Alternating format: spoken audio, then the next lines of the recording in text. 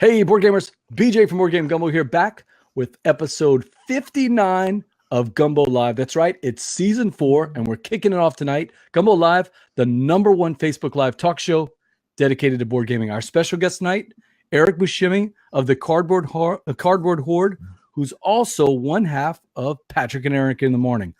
Gumbo Live is a proud member of Punchboard Media. Check out our other fine members like Eternally Bored. Trey and Charles take on some of the social issues of our gaming hobby. Plus, they have an amazing rapport and a chemistry, and they love talking about games in general.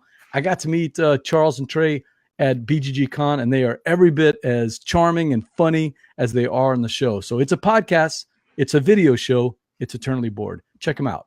Punchboard Media, where we all bring something to the table. Hey, hit us up on social media tonight at Twitter at Board Game Gumbo, or on Facebook at facebook.com/BoardGameGumbo. You can even go to our YouTube channel, youtube.com/BoardGameGumbo, and we'll be looking for your questions on the chat.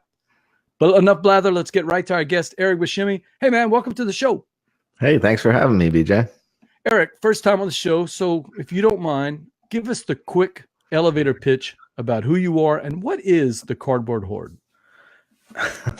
Well, the Cardboard Hoard, really quickly, I went to Gen Con back in 2015, and it was just so epic. It was my first time at a large convention like that, and I just had such an amazing time, and I wanted to share it, and I didn't exactly know how to or where. I didn't have Twitter at that point, and I created a Twitter account, and I had a BGG account, but I figured out there was a blogging, you know how easy the BGG website is to navigate. But I stumbled into how to like post a blog on there, and I blogged my entire experience, and then I just became a member of the Twitter community, and that's pretty much how that's. And I named it the Cardboard Hoard on the spot. It was just a name that came to me. I probably spent more time thinking about whether I should spell hoard HOARD or HORDE, because the pun is intentional. Sure. But yeah, so that's the guy that I probably communicate the most with on a daily basis about Punchboard Media. But I don't know the history behind Punchboard Media. How did you guys get this thing kicked off? Well, that all kind of circles back to what did you play this week? If you remember that podcast, which it's now been rebranded as The Shuffle, and it's kind of shifted a little bit, but back to 2+ years ago now, that was there were a bunch of people that were involved with that, and they all had their own thing, and then they would also contribute a segment to what did you play this week. Okay, and I would use it to cross promote and to collaborate and to just have another outlet for maybe like, oh, I only write reviews on my site, but this I could come and speak free form, on this podcast or whatever. And a bunch of people were just like, well, we could all get together and like make a website and like really have like a more formalized network. We can invite some other people that weren't involved in what did you play this week because they didn't make audio content or whatever. And it grew from there pretty organically, and that's where it started. Really, it was just a conversation that just evolved. Yep, so that's Punchboard Media. Hey, we got a bunch of people checking in already. So just saying hello to Miklos over there. Miklos has an awesome segment that he's been doing on the podcast, and he also has a great Facebook page. He and his wife do Our Family Plays Board Games. If you like family and gateway games and getting into the hobby, check out Miklos's Facebook page. It's pretty cool out there. Also, Jeff is checking in and say, hey, Jeff is one of the guys that every once in a while comes sneaking down to our Gumbo game nights. He's a salesman. He drives all over the place, and about once every couple of months he comes and drinks a root beer with us. So say hey to those guys. Hello. All right, Eric, you got a chance to do something that before we get to PAX Unlimited, I did want to bring up Patrick and Eric in the Morning. I'm a guy that loves morning zoo type radio. I still get into that. One of my favorite podcasts is an old show called the Donna Mike Show, and Mike Amara still has a podcast to this day, and it's still that morning zoo type of podcast. Is that, I'm assuming that's really where Patrick and Eric in the Morning got started? When what did you play this week transitioned to The Shuffle, someone had suggested that Patrick and I just carve out a little niche for the two of us, and because we'd done shows together just on random happenstance, and we just kind of took that idea, like everything else, just pretty organically, and we just ran with it. And for for whatever reason, at that point in time, I had the TV show Community on my mind, and that's, it's Troy and Abed in the morning. Right. And I was just like, we could be Patrick and Eric in the morning. And then we made up that hideous logo, which is intentionally it's so hideous. It looks like you guys did it on purpose. Yeah, well, that's good, because I promise we did. It actually looks like the logo from the show, so from Troy and Abed. So it looks like one of those, small midtown market morning zoo type of shows, and they're plastering the billboards all over the place. I'm waiting for y'all to say something like "along with the breakfast flakes," because that's usually the other group that's with them. We'll work on. We'll have to have guests, and then we can really work on that. And that'll be the breakfast flakes. Well, hey, I do want to say hello to somebody. Verla's checking in, and Verla, if I remember right, you sent me this beautiful calendar, and I wanted to tell you thank you. I've got it up on the wall here. She's on the Gateway and Filler Games group on Facebook. It's one of the best Facebook groups out there. And up there, she takes beautiful pictures of different games, and it's one for each month. So really appreciate it. Speaking of Verla and pictures, is that a Cocker Spaniel or Springer Spaniel in her picture? No, her profile picture that just popped up. Oh, she'll have to tell you that, so we'll have to see. Well, it does look like a spaniel. That is an adorable dog. I'm a dog person, so. Name Father's checking in. He's going to be grilling you later on, Eric. What's up, Steve? Now, Steve, don't forget, Eric is involved. You guys kind of know each other through the internet with our little group there, playing games on Board Games Arena. And if anybody wants to play games on Board Games Arena, you can always check us out. You can find me or Steve there, and we will be glad to set up a game with you. We got another community fan. Nick Shipley says, homage to community. Do you see that comment? No, I see Steven's comment, and I saw Verla's comment before that. I'm getting some comments, maybe not all of them. Okay. Nick Shipley's just saying, hey, that is a homage to community. Oh, and there's Verla. There's Verla answering your question. There we go. Yes, English Springer. Very nice. And yes, homage to community. 100% an homage to community. A beautiful dog. That is a beautiful dog. Well, I really like my right now it's on Azul, so I don't even know what the other pictures are. I kind of glanced at them when I got it, but each month I'm going to be surprised as we look at the different pictures. Oh, like opening an advent calendar. You can be surprised every time you flip it. Exactly. So when you guys do Patrick and Eric in the morning, is it something that y'all kind of plan out, or is it spur of the moment? It is very loosely planned out in the sense that we discuss a broad topic that we're just going to BS about over coffee on a Saturday morning. And that's Eric, you're gonna have to help me with this one. Marshall, who runs the Sinlaw game group right near my area, I've only watched like 5 episodes of Community, so I'm assuming this is a community reference. Will there be a paintball episode? Yes, there was a game Gumbo now. No, we're gonna do the floor is lava episode of Board Game Gumbo. Okay, now that episode I have seen, and I saw the D&D episode. The D&D episode was hilarious. I really enjoyed that one. Oh, that's a great one. Where Chevy Chase gets mad because they keep excluding him from all the from the game. So that is pretty good. Steve says that's awesome. Verla, got any others for folks who want to patronize your fine work? Yeah, Verla, let us know how people can get in touch with you about that calendar. So, Eric. Yes. You got a chance to go to a convention I haven't been to yet, and I would like to go to. You got to go to PAX Unplugged. Yes, I did. I've been to PAX South 2017. PAX South had a small, very small, not a very, I'll tell Matt Morgan to his face, it was a terrible library. The gaming was maybe 15% of the vendor hall. They did have kind of a gaming hall itself outside of the main vendor hall. That's where I was volunteering for indie boards and cards. But there was, maybe 10 booths maximum. The rest of it was, computers, Nintendo, Overwatch, those kind of games. So PAX Unplugged, so nothing like PAX South 2017. No, so let me ask you this. PAX South, what year was this?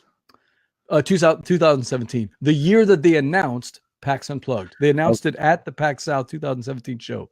Well, I think, and I could be wrong, but I believe that library that you said was terrible is the same library they've then grown over the last 2 years I know they've went to Essen the last 2 years and picked up a bunch of stuff, and I know they've gotten a lot of contributions from the vendors at the inaugural PAX Unplugged and this year's PAX Unplugged, and the library has grown exponentially. They had a pretty good hot game section at both, so assuming they transport that whole library to the other PAXs, it should have gotten a lot better. But I can't guarantee you they do. That would be a question for, like you said, Matt Morgan. But PAX as an entity does have a lot more better games now. Yeah, that's what, and I'm just picking on them. They from what I've heard, from what you guys have described, the library is nothing like the one they had at PAX South. No, definitely not. It was a huge convention, BJ. Like I went both years. I live in New York. It's in Philadelphia, which is like a 2-hour ride from me. Right. So it's not a huge commitment. And I know I have a lot of friends that go to BGG, and there was, come to BGG. And it's like, it's right around Thanksgiving. I would have to fly. It's with family. It's just never going to work for me. Excuse me. And because of that, I was like, I go to one convention in the early summer, Origins. That's the big convention I fly to. But then I just never got to go to another big convention. And then they're like, oh, hey, now we're going to have a PAX in your backyard. And I was like, yes, I'm going to get to go to another big convention now. All right. So for people out there who haven't been to PAX Unplugged, maybe have been to other conventions like Gen Con or Origins or BGG or one of the other big conventions, why do you think that they would, after going to Origins and PAX Unplugged, what did you see about PAX Unplugged that makes you want to recommend it? Well, for one thing, and I could tell you for one thing, it's the only convention that's really on the East Coast. So that's not true, because Dice Tower Con is in Florida, which is technically the East Coast. I mean, that's it's the only convention that's like in local to like New York, Pennsylvania, Connecticut, and pretty much all of New England. You know what I mean? And so that's just a great thing there's a lot of people that can't fly and go to these other conventions. So it's nice to have one that's local. But I mean, that's not the only reason. It's also that's a good reason though, right? I mean, it really is. Everyone, and I think we're coming to a point in time where everyone kind of does have some sort of convention, because I was talking to people and they're like, oh, I'm going to our big Iowa convention. I was like, I had no idea there was one of those, but that's awesome. Or Geekway to the West, or OrcaCon, or they just started one called StumpCon in Portland, and everywhere there. And I think that's awesome, because everyone should have a chance to go do something beyond their local game group if possible. But as for PAX Unplugged, I think the fact is PAX really knows how to run a convention.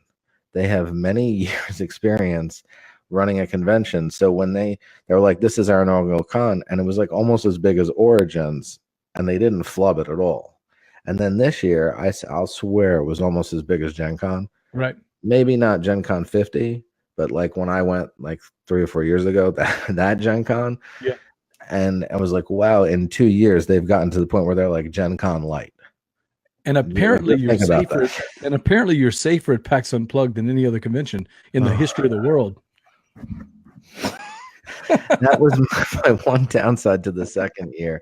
The first year I had no problems. They queued everything up nicely, but the second one they added metal detectors, and oh, good grief! It was the metal detector lines did become a little bit of a hassle, but it is what it is. There's Steve O'Rourke checking. Oh, I missed it. Let me check. I messed up the comment. Steve says, I went to PAX Unplugged this year from the New York area too, first time, and he was very impressed. Now, he only got to go on that one day, and it seems like he and Luke and the rest of his friends just kind of blitzed through it. You were there for more than one day. Was there a difference in the different days? Friday was much more chill. It was more relaxed. Like it was there was just more room to breathe. By Friday late night into Saturday, it was really jumping. It was like really crowded. I mean, not Gen Con level crowded, but crowded. And like they had a room that was like the size of like an airplane hangar, just filled with tables for open play. And they were like you could find a seat, but they're like just looking out at the room, it looked like it was taken. There weren't like full empty tables. There were like little parts of tables you can go, sit 4 people down in. we never had a problem where we couldn't find a table, which is a problem people have had at Origins. So I want to stress that I was never unable to find a table, but it got pretty. I'm sorry I didn't get to see you while you were there, Steve. Yeah, you guys could have played a game, maybe. A non-online game. How about that? A non-online game. BJ from More Game Gumbo. I've got my guests here, Eric Buscemi from the Cardboard Hoard and Patrick and Eric in the morning. At PAX Unplugged, you wrote a great blog. If anybody hasn't seen it, make sure you check it out. It's up on Punchboard Media, and it's three parts. Three parts of the blog. Because I did one per day, and the third day was I did with my family came and visited, so I took my kids around. So my experience on Sunday was very different because I was letting them choose what we played. So we demoed a bunch of cute family games and stuff. One of the games that you did is a game I'm not really that familiar with, so you're gonna have to help me out. Level 99, one of the companies that I do like, but I don't know much about this game here. Exceed Street Fighter. I'm assuming based on the video game, maybe. You're a sharp one. We can't get anything past nothing past me, man. Have you played Level 99's BattleCon? I have not. All right. Well, BattleCon was a game that was based on those 2D fighting games from the 1990s. Sure. And they created their whole thematic world around it, and it required you to play two cards at the same time, and it was a very cool idea, and it was fun to play, but it was a little wonky with the double card thing. It just made it a little convoluted.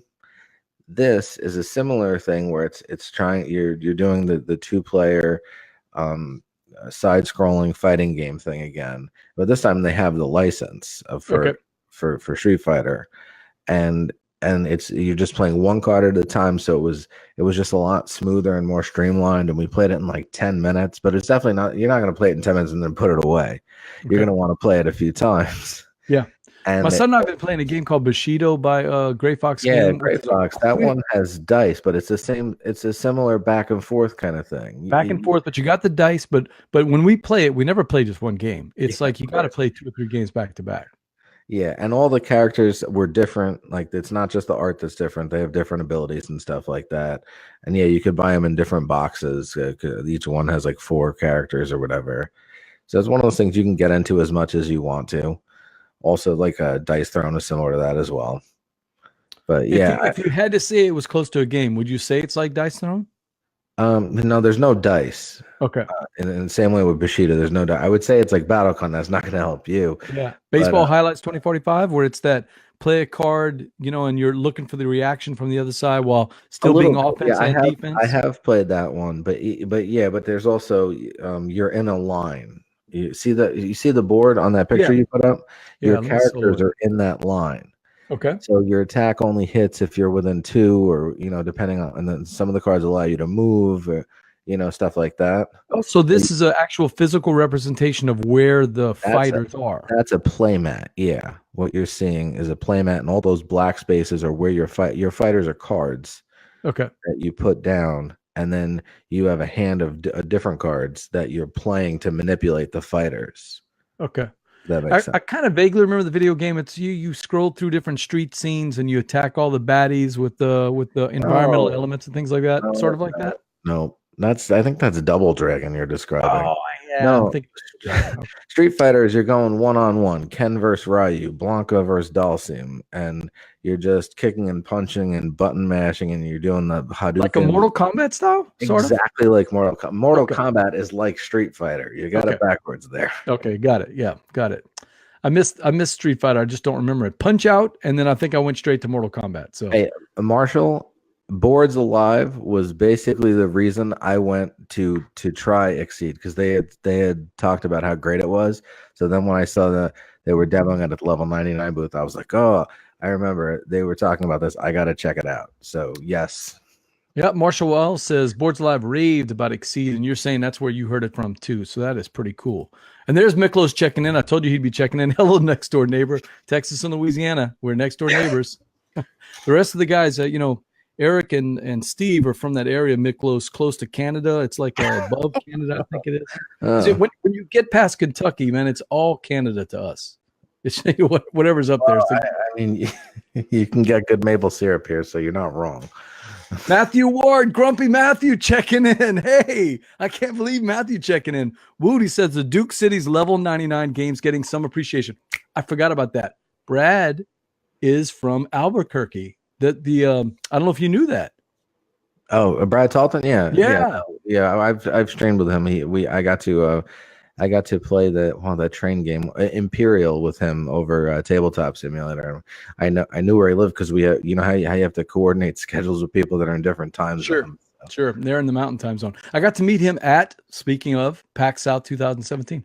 They had a level 99 had a booth there, and I liked some of their games, so it was really cool getting to meet up with Brad. He's super easy to recognize because he wears the Indiana Jones hat. He did. He had he even had like the jacket with the patches on it. Like he looked like a professor. Yeah, I know, but the thing, like, I love when people do that, so that it's easy to figure out who they are. But I swear, if he takes that hat off, I wouldn't recognize him. I didn't actually know what he looked like because I'd never seen him on a podcast. Mina was looking for him, and since I'm a scout, the convention was kind of awkward the way it was, and she was like, "I know where the booth is.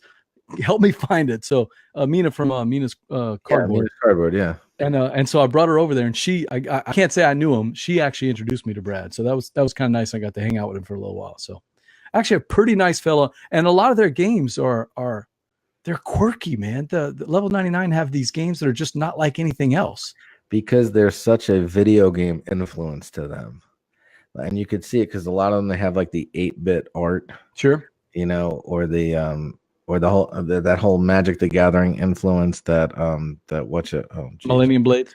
Thank you. I was going to get there eventually, but we're live, so let's not wait for my brain to figure it out. I think this is one more picture of some card art. Yeah, is that right? That's the two fighters that are on the playmat. Okay, so you can see they're right next to each other. So an attack that's one away would hit. So these are the two that are going at. Steve says has some elements of duel or on guard with that line of attack. Yeah, sounds like you'd agree on that, right? Yep. Interesting. So that is Exceed Street Fighter from Level 99 Games. Was it everything you thought? I mean, I only got to play one game. I did get to play one complete game of it, which was, like I said, took 10 minutes. But yeah, I was like, it was the first game I played at the convention. I was like, wow, that could be the best game I could play all weekend, and I wouldn't be upset. Well, here's a game I want to talk to you about, Eric. Yes. The BJ from Ward Game Gumbo here. I've got Eric Buscemi from the Cardboard Hoard and Patrick and Eric in the morning. And boy, that name is hard to say when you're trying to talk fast like I do. But here's a game that I really wanted to talk to you about. It's a game that has kind of been, around and talked about for a while. And I guess finally making its debut. It's After the Empire. Did you get to try that at PAX Unplugged? I got to play a full 3-player game of this, and it was a lot of fun. Like, now we're going to the opposite end of the spectrum. This is not a 10-minute card game. Okay. This game took us a little over 2 hours, I believe. It's a competitive worker placement, tower defense, resource. Look at this picture, Eric. Look at this picture you took, man. You are legitimately building a 3-dimensional castle, and at that point I had wooden walls and I had stone turrets because my strategy was to upgrade the turrets first. But you can also then upgrade the walls to be wooden, to be stone as well. So I wish I had gotten a picture when I'd upgraded the whole castle because it looked cool. It was a legitimate 3-dimensional stone castle filled with the little the little squares are like meeple defenders. Give me the quick pitch though. What's this game about? It's like a tower defense game, and you're getting the resources to build this stuff for your like. You ever play one of those like phone tower defense games? Yeah, sure. Where you're like building little towers while the invaders are coming. Sure. Well, you're going on the worker placement board and you're getting the resources, and then you're building those resources, the wood and the stone and the grain and all that, to build your castle. And then at the end of each turn, some cards flip and those invaders come. And if you're winning, if you have the most points, they're more likely to attack you because they want because victory points are also like gold. So the richer you are, the more likely people are going to want to steal from you. Yeah, that makes sense. You're not directly competing with your opponents in the sense that you're not attacking each other, but you're all defending your castle and you're all trying to get the most wealth. So there's this very interesting tug of war where you obviously want to get wealth because that's how you win. But if you get wealth too quickly or too much, you're going to get hammered and it's going to be stolen from you. And the theme, from what I can tell, is after the Empire, right? There's this kingdom that has collapsed, and the four of us, and you're all it's up building, to 4 people? Yes, and you're building small fiefdoms of your own. How many people does it play? Do you know? I believe 4. Okay. And who is coming out with After the Empire? It's coming out from Gray Fox Games. I cannot remember the names of the designers. Both of them, they were 2 co-designers. They showed it to me and Jake Bach of Draft Mechanic and my friend Manny.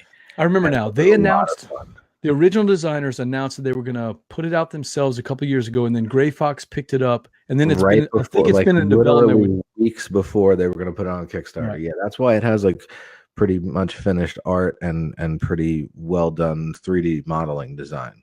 I am a sucker for anything that's got, you know, a visual representation like this, and this one looks impressive on the table. I saw someone took a picture of the game and I was like, that's a 3D castle and I need to play that. They're always picking on me about my popsicle game. Jake talked me into getting Tokyo Highway, and I have loved playing it. And I keep telling people, until you see it on the table, that's where you can't really describe it. You got to see it on the table. And After the Empire, that gets my juices flowing a little bit. I love the way it looks. Yeah, yeah. Did they tell us when we should start seeing it? A new Kickstarter, maybe? Summer 2019 Kickstarter. That's a guess on my part, but I think it was coming out later this year. We need Matthew Ward to call Alex Goldsmith right now and then give us a scoop, Matthew. Get us a scoop out there. Oh, there's Chris Strain checking in. M. Bison. I think that's one of the cards that we were looking at from Street Fighter. Yeah, he said was my favorite to play. I don't know if you know Chris. Chris is the designer of Asking for Troubles. He also did some of the development work on Rise of Tribes, if you've gotten a chance to play that. Chris is a tough competitor for you in the Jambalaya game, so you better watch Chris. Christian Strain is the man to beat when it comes to the Jambalaya game. All right, BJ from Board Game Gumbo. I've got my guest, Eric Buscemi of the Cardboard Hoard, and also Patrick and Eric in the morning. Sorry, Patrick couldn't be there. And hey, Patrick, our thoughts and prayers over here from the Gumbo over to you, because I know you had some tough times the last couple of months. But there is a game I want to talk to you about, Eric. Yes. That one. Let me keep going. BJ from Board Game Gumbo, I want to talk to you, Eric Buscemi, about Imagineers, and you know probably why from our pre-show discussions why I'm excited about this game. All right, so I knew Daryl Andrews was going to be at PAX Unplugged, and Imagineers was on Kickstarter at that point. And as you know, I have 2 children, 9 and 6. Right. And this game is about building a theme park, you know, with attractions and roller coasters and all that. Sure. So I was like, oh, I really want to check this out because I want to see, because sometimes designers, publishers, whatever, make games and they look like something that would be good to play with your kids, and then you buy it and play it and you're like, oh, that Coaster Park. Excuse me. Sorry, well, that game didn't work at all. I played that once. We put it back in the box before we finished a single game. We couldn't get it. But don't derail me like that. I had to sneeze. Sorry, man. Well, I was gonna say Stuffed Fables, because Stuffed Fables has these like Toy Story looking stuffed animals on the cover of it, and it's like, oh, it's like this storybook adventures that you can play. And then I played it and I was like, oh, this is way too advanced to play with my children. So I didn't want to, you know, buy Imagineers and then like show it to my kids and be like, oh, let's build a theme park, and then have it be like a complex Euro that they're like, Dad, what are you doing to us? Have you played Steam Park? Yes, I have played Steam Park. I like Steam Park. This plays nothing like Steam Park. Okay. Is that good? They're both good. No, they're both good. Steam Park has the bag building thing, and it has the real time dice thing going on. And this that is Architects of the West Kingdom. Whoa, wrong one. There we go. That's Imagineers. There we go. This has a Mancala element going on, and like an engine building. So you're trying to get the right guests to go into the right rides, and you get to pick them up and move them and you get to decide to build rides, build new rides, or add to your special attraction roller coaster ride. It played pretty light, pretty breezy, pretty quick. I do think I could play it with my kids. So here's what up. I'm looking for, Eric. One of the first games I got when I moved to this area, to this particular town that I live in, many years ago, was Roller Coaster Tycoon, the original one with the little tiny meeple people that walked around and they would barf if your ride was too intense. Roller Coaster Tycoon, the first one, was phenomenal. After that, it got too much of Coaster Park the game. The first one was all about building the theme park itself and having the right combination of thrill rides and exhibits and all that. And I keep looking for a board game that does it. And to me, as much as I like Dinosaur Island, as much as I like Steam Park, as much as I hated Coaster Park, none of those really give me that Roller Coaster Tycoon feel. I'm with you because I've also played it. Like I said, I have Steam Park. I had Arcadia. You ever played Arcadia? Don't. Okay. That's some voodoo to avoid, folks. You heard that right here. Unfair is another one. Do you remember that one? Yeah, I remember. I haven't got to play it yet. That one was okay, but that one was more about like attacking your opponents. So instead of building up your nice little park, you're like hammering each other with these take that cards. So that it was a good game, but it didn't do what I wanted it to do. It was unfair. That one. What about this one? What about Imagineers? Does that get closer to Roller Coaster Tycoon? It gets closer. I don't know if it's deep enough. Like I said, it's probably like a 45-minute lighter game, so I think it'll be a great family game. It was fun. It did evoke the theme. Like I said, you can build new attractions, or you can build to your one special your roller coaster and build that up. So you got that going on. In an ideal world, there would be like a slightly heavier, meatier game that did that more. So I won't say it's Roller Coaster Tycoon because I like the original Roller Coaster Tycoon video game as well. I like SimCity, and then I liked Roller Coaster Tycoon. Exactly. So I totally get where you're going with that. So this isn't that, but it's a solid. And that's so it was on Kickstarter during PAX, and I went to play it so that I would know if I would like it to back it. And then in the craziness of the convention, it ended before I got to back it. Well, this is a terrible story. No, it's not. I'll just pick it up in retail. It's not the end of the world. To back it. I don't need to get a bunch of emails It's about true. when it's going to come in 6 months. Well, I'll catch it at a convention next year and pick it up. It's true. It'll all come out. It'll come eventually. And we'll forget that it was even on Kickstarter. But so it's getting a little bit closer. But what I like that you're hearing, a lot of people that watch the show are the friends that I've made on the Gateway and Filler group, and we're always looking for those 1 hour wonder games, the games that you can play in 45 minutes to an hour that are family friendly, but still have a level of depth that gamers like us, like me and you, Eric, will still want to play. I want some meat on the bones. I think this might be there. I don't, and this comes from having played it once. I can't be sure, but from my one play, I feel like it's there were some interesting decisions with the Mancala, Mancala aspect and the picking up the meeples and the moving. There was enough there. Yeah. Not my favorite mechanic because it gives me nightmares about Trajan. So I'm not gonna let that bother. We're not on that level of things at all. This is much lighter than that. Well, I'll tell you, Imagineers, just the name alone, I'm a Disney nut. So I was excited when I saw it. And then, at least Sagrada is a game, probably the only game I played from Daryl Andrews. No, I played some other Daryl Andrews games. The baseball game I played also. Fantasy baseball. Yeah, fantasy baseball. But Imagineers looks like something I really want to try. So I'm excited about that one. And that's Imagineers coming out from Maple Games. Yep, and it's Daryl Andrews and Chris Leader. Oh, Chris Leader, who that's the same team from City of Gears. And I like City of Gears, so yeah. Yes, Adam Austin is reminding me about another game I'm not particularly fond of. Five Tribes. Five Tribes. Now you're insulting my favorite designer. No, I love Bruno Cathala, but that's not one of my favorite games. Five Tribes. I might be in the minority. I like Yamatai better, but I'm probably in the minority. I have not played Yamatai yet. Was the problem that you played it with 4 people? because of No, I downtime? played 5 Tribes with 2 people only. Oh, it's great with 2 people. Yeah, it's what did I call it?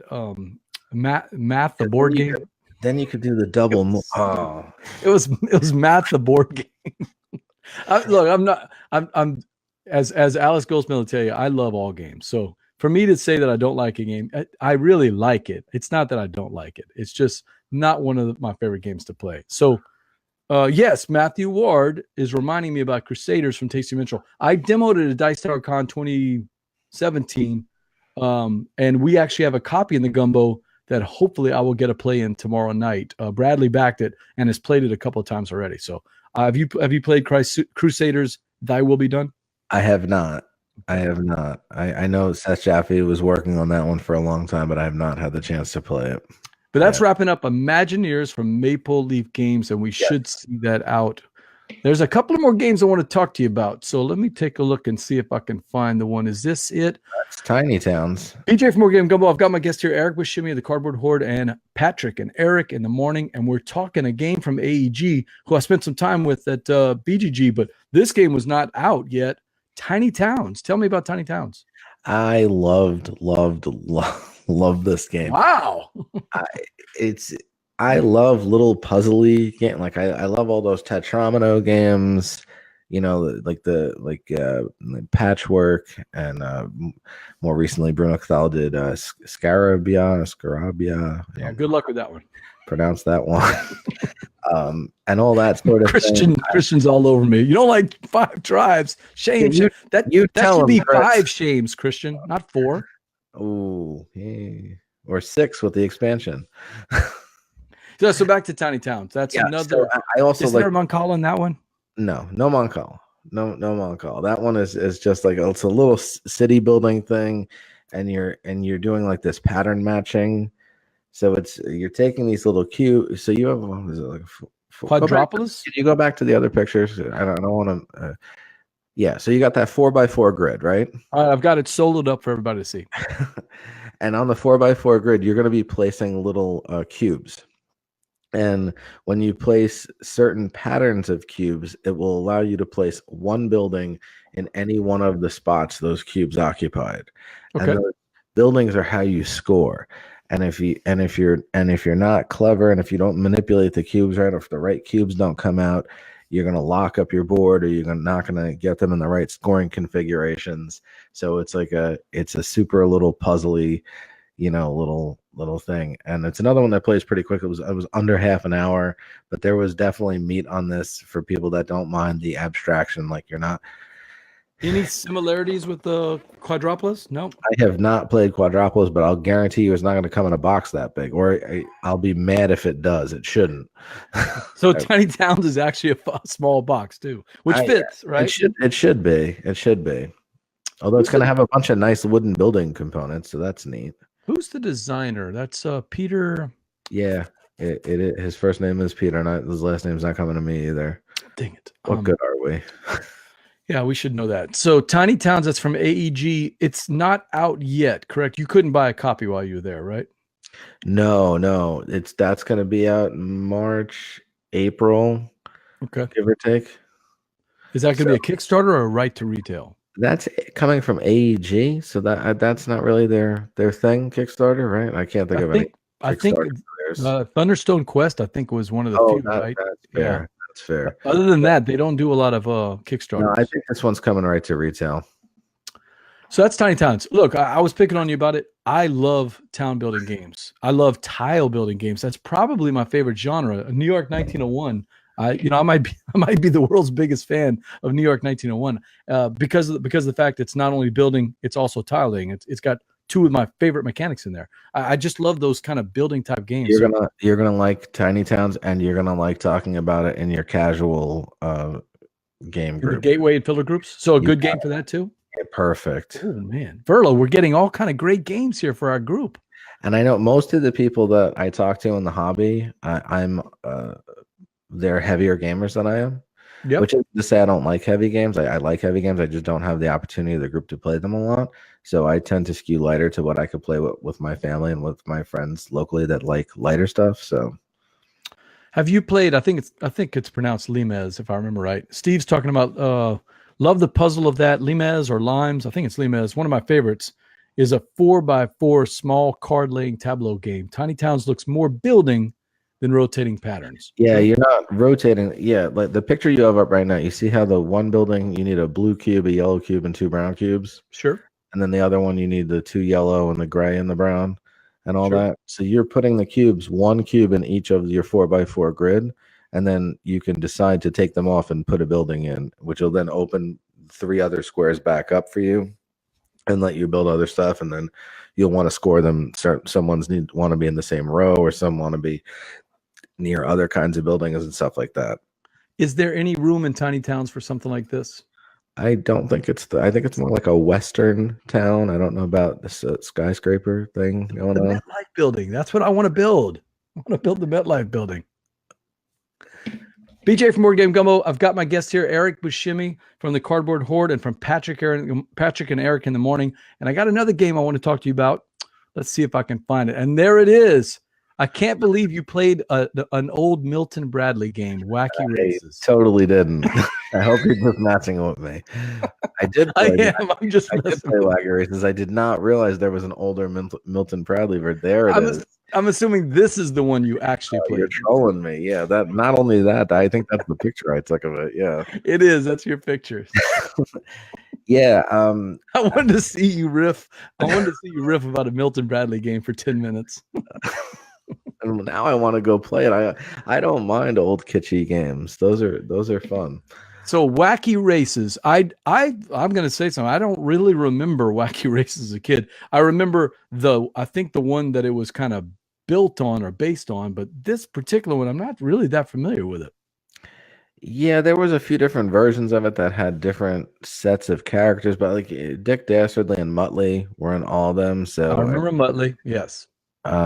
Yes, I think some of the later one, I think like Laugh Olympics might have been a later iteration. Laugh Olympics races, but I mean, here's the thing. Like this is, I played this on Sunday. My kids saw it and they saw the cartoon characters on the box, and they're like, "Oh, let's play this." And I'm like, "Oh, it's a Simon game. I didn't see that coming." You know what I mean? Like not what I like. They were like, "Oh," they're like pulling me towards the Simon booth. I'm like, "Uh-oh, well, what if who plays? They want to go play Hate or you know."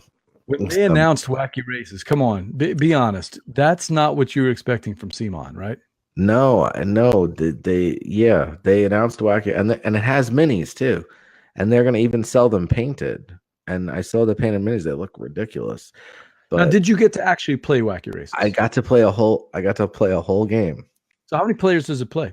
I'm assuming 5 or 6, something like that. You got 2 minutes for a quick anecdotal story. Yeah. Play Wacky Races. So I'm with my 9-year-old daughter and my 6-year-old son, and they both want to play, right? So we go to the booth, and it's set up on the table, and there's one guy sitting there, and I'm assuming he's just like a booth employee because it's early in the morning. And the other guy's standing up, and he's like, "Oh, do you guys want to demo this?" I'm like, "Yeah, we'd like to." And my daughter's like, "Oh, I want the girl character because there's one Penelope." Sure. I don't know who it is, but and the guy that was sitting there, he's like, I've played all the other characters yesterday. I came back today because I wanted to try the Penelope character." And my daughter's just looking at him like, and I'm like, "Just take a different character." Like, just don't. We're not fighting with a grown man about this. Be the bigger person.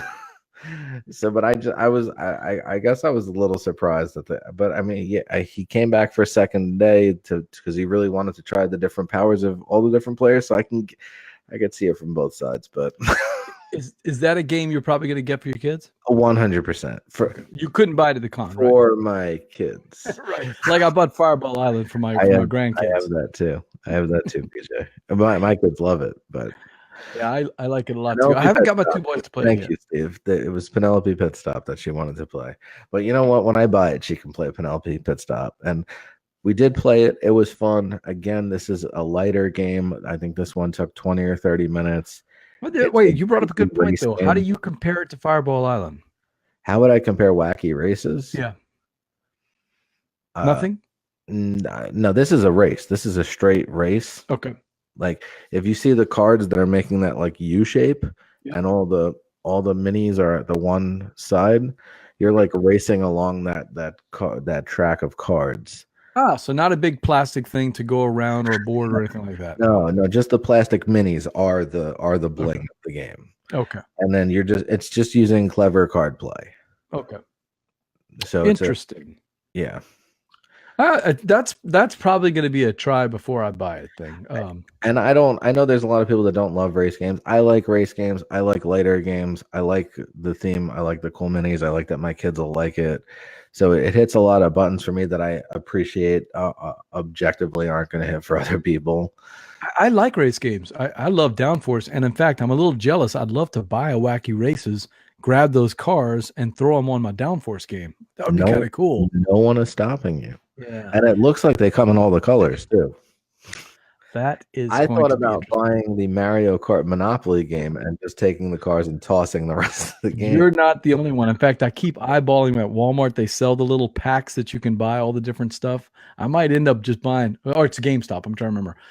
I might end up buying some of those cars and replacing them and sneaking them in. Buy the cars individually and not because I always feel like if I threw out the game, I'd feel wasteful. No, you can buy the cars individually. You can even get them for like $20 on eBay. People will sell you all the cars without the game. All right, so this purchase is now officially your fault. It is. All right, BJ from Ward Game Gumbo here. I've got my guest Eric Buscemi of the Cardboard Hoard and Patrick and Eric in the morning. And Eric, it's getting that time. It's a board game show, so we got to play a board game, right? All right. So let's get to the Jambalaya game and see if you can match wits with the crew, the chat crew. So the Jambalaya game, if you've never played it before, Eric, and I know that I don't think you've played it before, what we do is we take something of interest to you and board games, and Steve, the diabolical name father, mashes them up together with clues, and you got a chance to try to guess. So we're not going to throw you out there alone. The chat crew is also going to be trying to guess. So, but we will see who can do it. Do you think you got the game? You understand? We'll find out soon enough. So, Eric, are you ready to play the Jambalaya game? I am ready. All right, so let's give you a sample just so you can see it. And let's see if you can take on Christian Strain. One of Dr. Kanitsia's new games, rethemed as a New York Football Giants experience and using their nickname. If I told you that is the clue, what would be the answer? So like Big Blue, Blue Lagoon, Big Blue Lagoon. Big Blue Lagoon. And Steve, my keyboard died, so you're actually going to have to fill these in. I can see Steve on the show notes right now, so you fill those in as people get the winners, or I'm going to have to do them in handwriting. That's exactly right, and that's how to play the Jambalaya game. So let's get to the first clue. Are you ready? From here. Yep, it's all downhill from here. All right, you ready, chat room? Here we go. The first one, the next one in Uwe Rosenberg's tile-laying series. It takes place at a site of MetLife Stadium and tries to address the Giants' patchwork offensive line. Now, I'm going to be out of my element here because Steve O'Rourke knows more about New York Giants football than I know. Spring only one I know. Meadowlands? Say that again? Spring Meadowlands? He's got it. Spring Meadowlands. Give that one to Eric. Wow, that was a quick one. You guys give me Giants ones. We're not going to be here very long. Yeah, there are a few, and some of these I am not going to know because if these guys didn't play in the SEC, I probably don't know. But let's go to number 2. Are you ready? Oh, if we do college football, I'm going to be lost for days. I don't know. That's what we should have done, name father. We should have done the SEC. They ought to kick his butt. All right.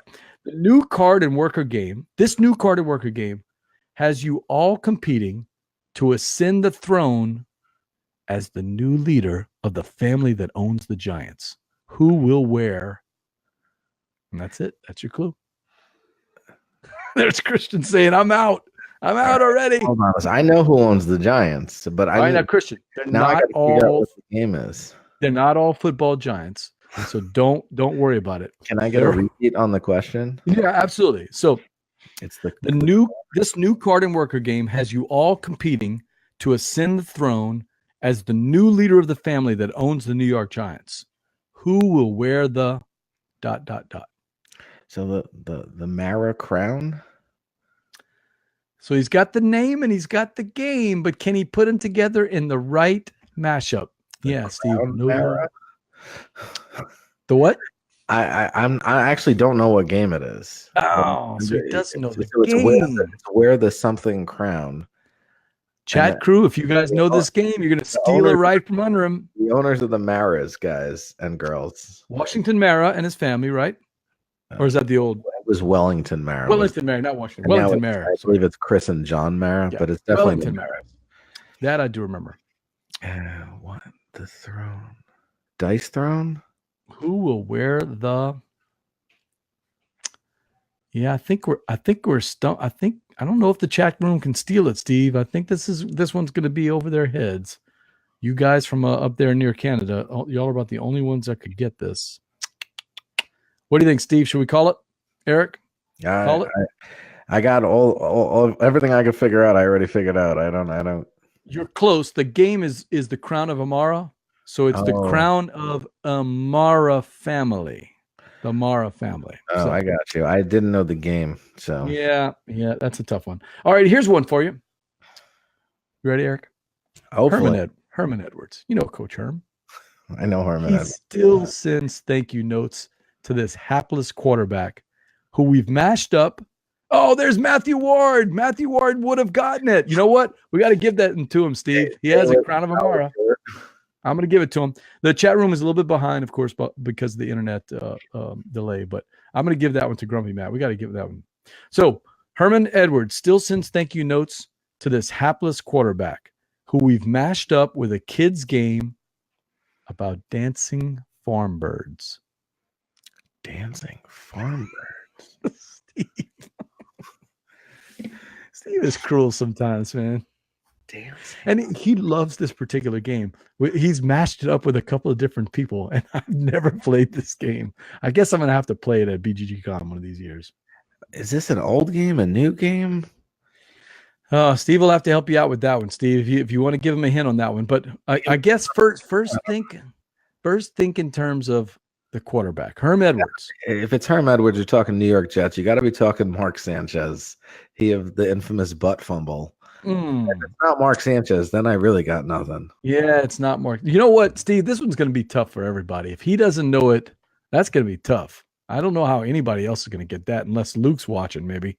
But I think we're going to have to call this one, Steve. Hapless Jets quarterback. There are a lot of those. I mean, that's true. That's true. And Broadway Joe is not the right answer. I don't think. He says, "Cruel to be kind." I don't even know this player at all. So this is beyond me. This guy did not play at LSU, as far as I know. I do not know this guy. So it's not Odell Beckham? It's not Odell Beckham. That guy you should know, OB3. So, all right. So does the part about dancing farm birds helps at all? Dancing farm birds? Yeah. Are they chickens? Is this yes. Chicken Caesar? No, but there is another game involving chickens.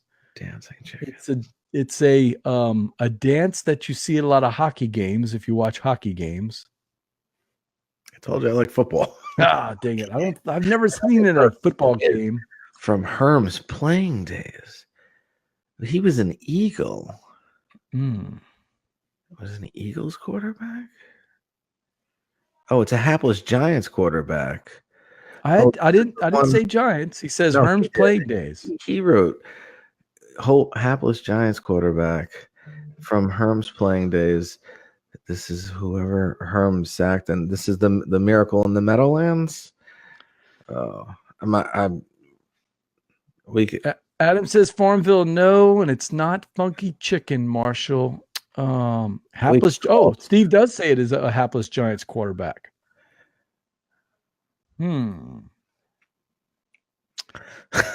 We've only got a couple more, Verla, and then we're gonna get past the some of these. Yeah, we can call this one. I'm sorry, I'm making it for such bad TV here. No, it's okay. Let's call this one. I think so. Does the name Joe Pizarchik sound familiar? No, it's before my time. Yeah, me neither. Joe Pizarr Chicken Cha Cha Cha.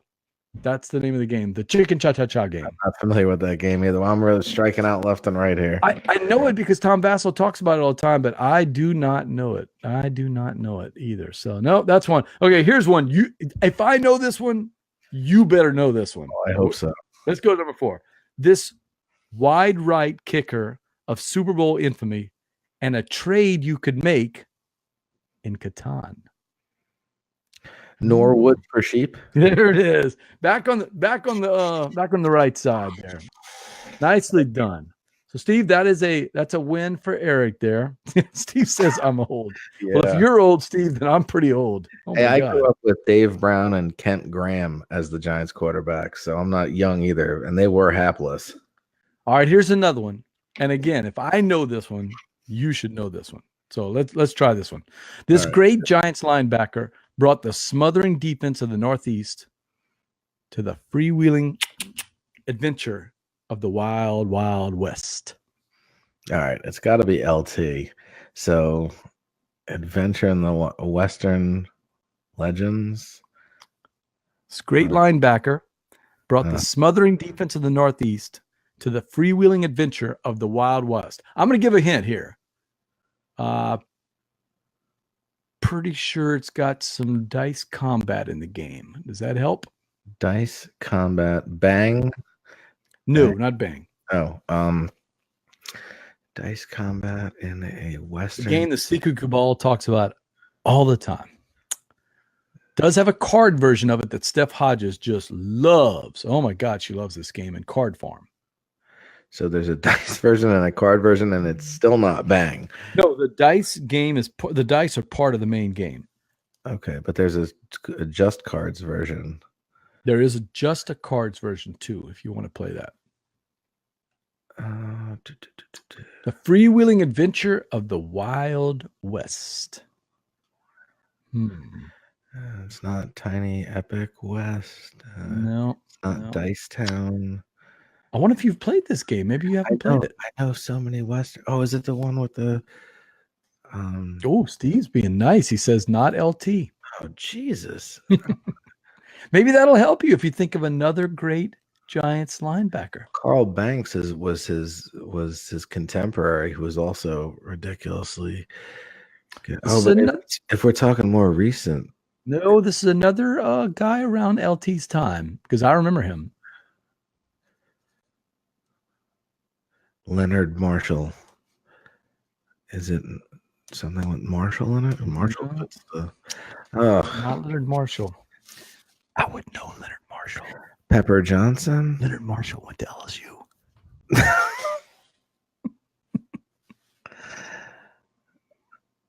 Not Jesus either. Contemporary of LT, but not. Anybody out there? A dice combat game involving the Old West that also comes in card form.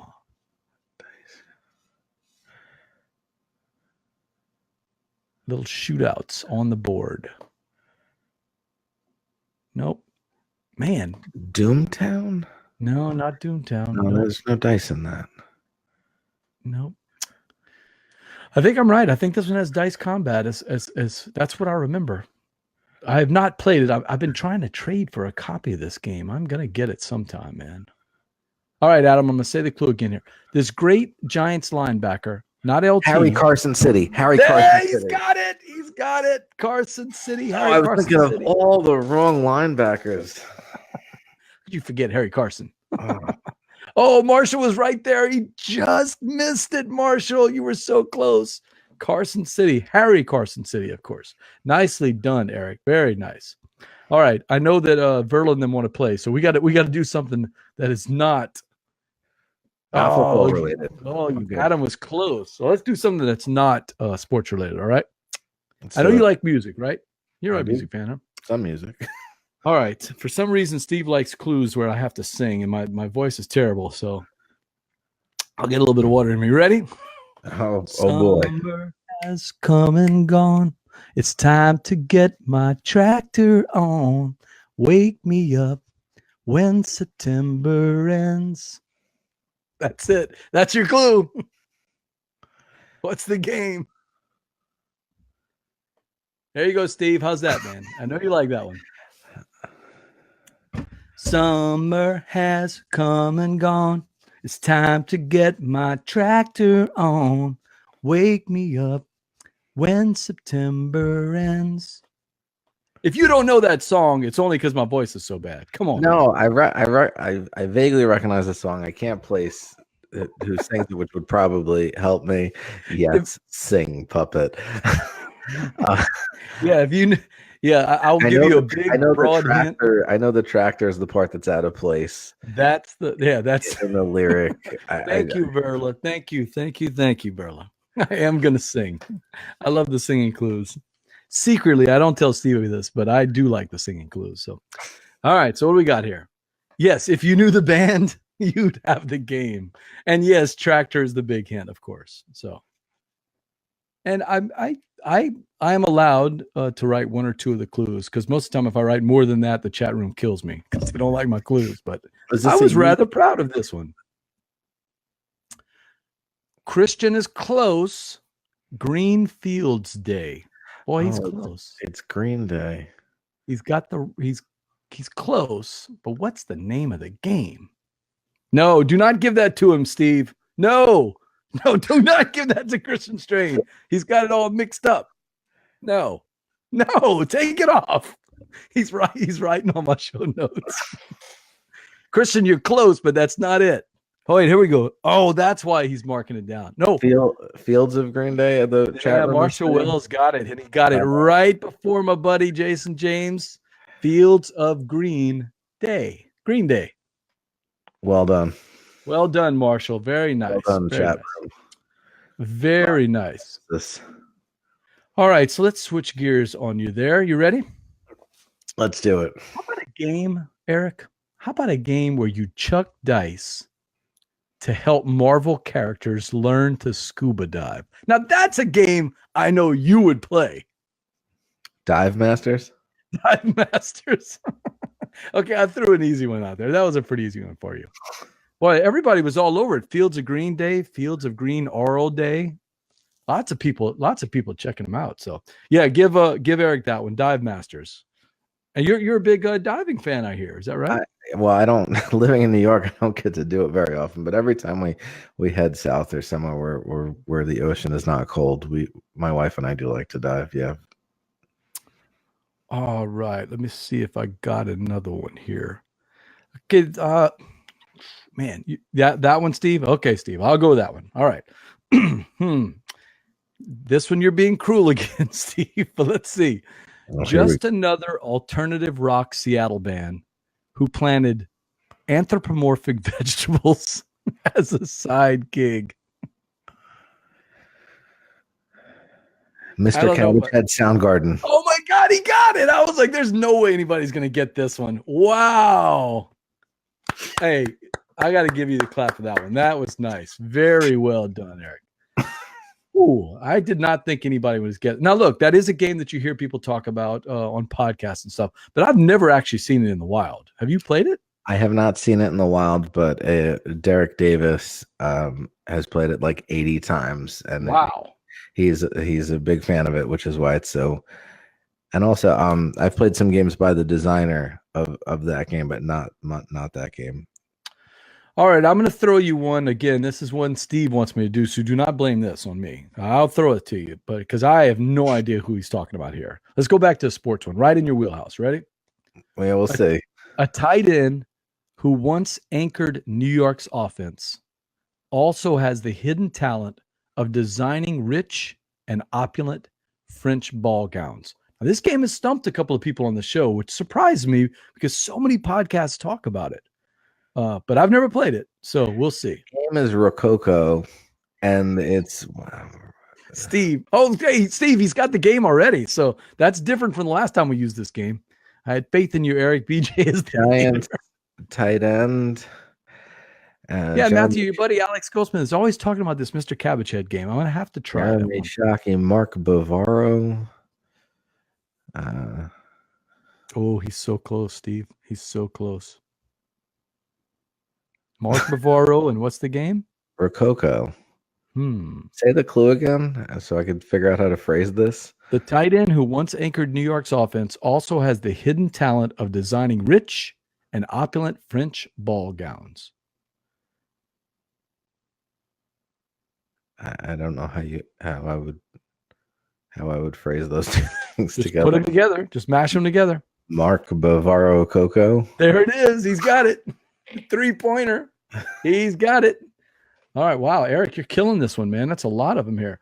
All right. So, Steve, what am I doing next? Which one does he want me to do next? Oh, Steve, I missed this one the first time. I didn't see this.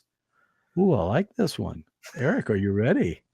Ooh, this one's probably good. Excited.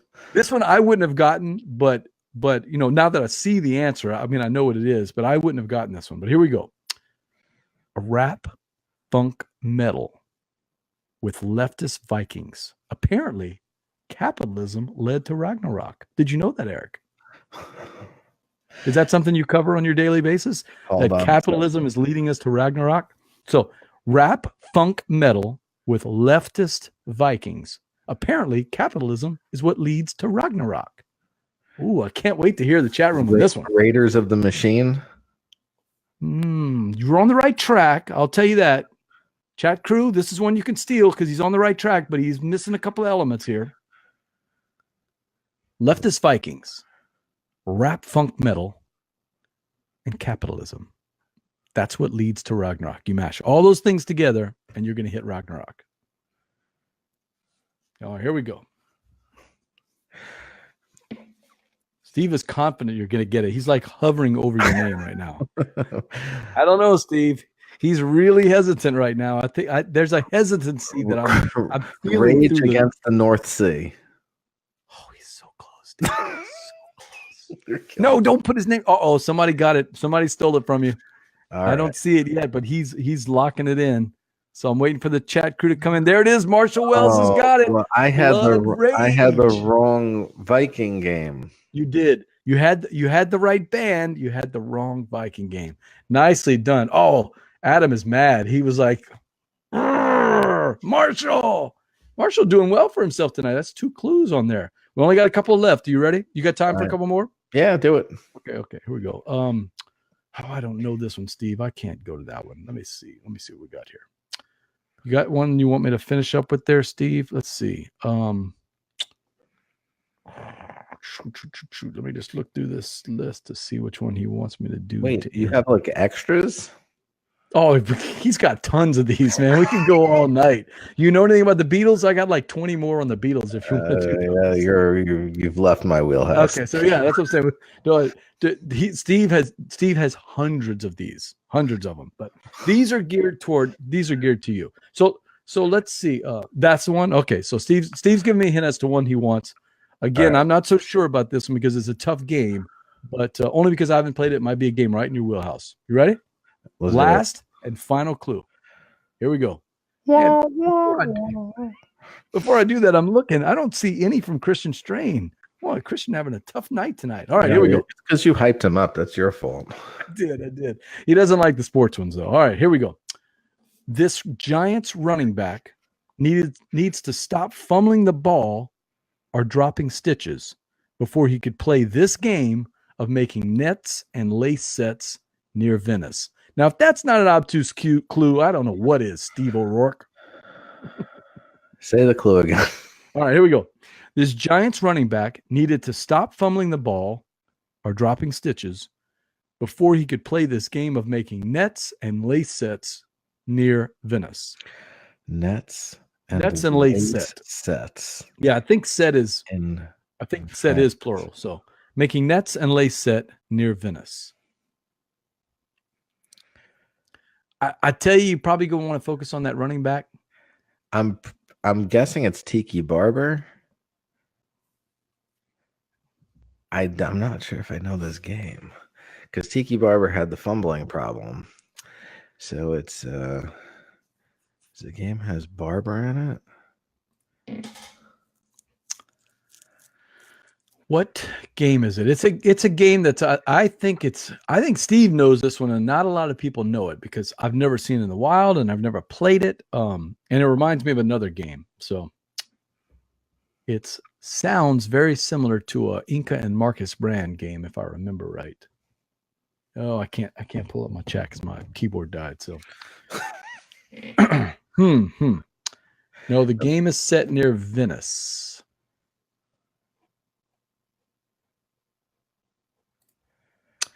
I've seen the cover of it, and the cover does have the poles from Venice and the colors and all that. So Oh, wow. There it is. Matthew Ward's got it. Well, Matthew, you're so close, but not quite exactly. He's got the game and he's got the running back. Can somebody mash it up correctly? Tiki Barbarano. Tiki Barbarano is the answer. Nicely done. Boy, Matthew Ward, you were close. Well, Tiki Barbarano. Matthew Ward threw that up there for me to dunk it in because That's right. I don't know Barano. So Steve, you got to give him the assist. I don't know it. I always mix it up with Murano, which is a game I really, really like. I don't know if you've played Murano or not. I have not played either Murano or Barano. I'm not sure I've played any game that ends in Urano. Yeah, Matthew Ward. I think we should give a split on that one. That's a nice combo, a little feed there. That's a TJ Pugh to Shaquille O'Neal feed for a dunk. I'm gonna give that to you, man. So that's Matthew Ward and yeah, you got on the second pass. Matthew Ward and Eric getting it. Well, Eric, you did really well. You got most of the clues right. I'm going to call you as the winner, although Matthew Ward did well tonight with a couple of them. Marshall did well with a couple of them. So we had Marshall with 2 or 3 2 of them. And the rest of them over there with Eric and with Matthew Ward. So that's the Jambalaya game. Eric, thanks for playing it, man. Yeah, that was my pleasure. That was fun. Thanks for having me on, BJ. All right, board gamers, that's it for another episode of Gumbo Live. I want to thank my guest, Eric Buscemi, for coming in. I know we had a couple of schedule quirks and you were able to fit in, and I really appreciate you. That's 2 nights in a row you do a live broadcast. So if anybody hasn't seen you, they can catch you on the Cubist on Monday nights on YouTube, right? Yep. Yeah, I'm not always on it. That's Bill Corey's show, but I do pop in here and there. So how can they best reach you? What's the best way to find you? I lurk on Twitter a lot. That's my preferred form of social media. I'm at Eric Buscemi on Twitter. So that's easy to find. Make sure to like our Facebook page, facebook.com/BoardGameGumbo. It helps us get the word out about all of our upcoming guests and shows, including we've got Steve Armani, the designer of Animal Kingdoms, which just came out on Kickstarter today from Galactic Raptor. That's Dan Letterman and Carla and Nick Kopp from Weird Giraffe Games. They kind of combined to make a second company. And we also got Chad Emerson, who's the CEO of Downtown Huntsville. He's going to be talking about the Rocket City Game Fest, which is coming up in a couple of weeks over there in Huntsville. And we got a bunch of big guests this season, including Mandy Hutchinson from the Dice Tower, a bunch of designers. So it's going to be a good season. Eric, I want to thank you for coming in. I am BJ from Board Game Gumbo. And until next time, chat crew, laissez le bon temps rouler. what he said.